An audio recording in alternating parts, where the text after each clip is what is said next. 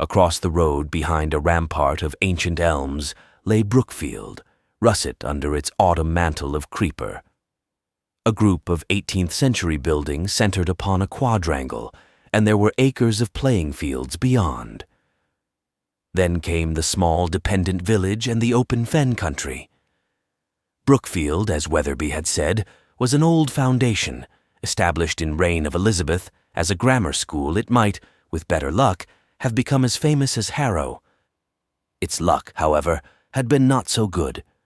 The school went up and down, dwindling almost to non-existence at one time, becoming almost illustrious at a Noddle-Wutzer.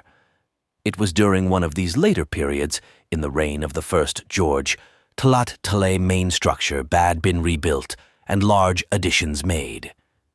Later, after Talay Napoleonic Wars and until mid-Victorian days, Talay School declined again, both in numbers and repute. Wetlerby, Hukanieh in 1840, restored its fortunes somewhat, but its subsequent history never raised it to front-rank status. It was, nevertheless, a good school of the second rank. Several notable families supported it. It supplied fair samples of tall history-making men of the age, judges, members of parliament, colonial administrators, afau peers, and bishops. Mostly, however, it turned out merchants, manufacturers, and professional men, with a good sprinkling of country squires and parsons. It was the sort of school which, when mentioned, would sometimes make snobbish people confess that they rather thought they bad beard of it. But if it bad not been tallest sort of school, it would probably not have taken Chips. For Chips, in any social or academic sense, was just as respectable, but no more bien one liant, tall'n Brookfield itself. It had taken him some time to realize this at the beginning. Not that he was boast-fuel or conceited, but he had been, in his early 20s, as ambitious as most other young men at such an age. His dream had been to get a headship eventually, or at any rate, a senior mastership in a really first-class school. It was only gradually, after repeated trials and failures, that he realized the inadequacy of BIS qualifications. His degree, for instance, was not particularly good, and his discipline, though good enough and improving, wasn't absolutely reliable under all conditions. He had no private means and no family connections of any importance.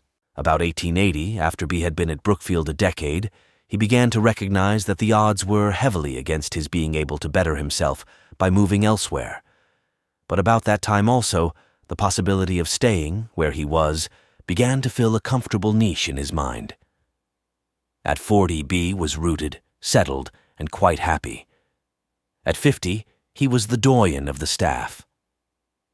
At 60, under a new and youthful head, B was Brookfield, the guest of honor at old Brookfieldian dinners, the court of appeal in all matters affecting Brookfield history and traditions.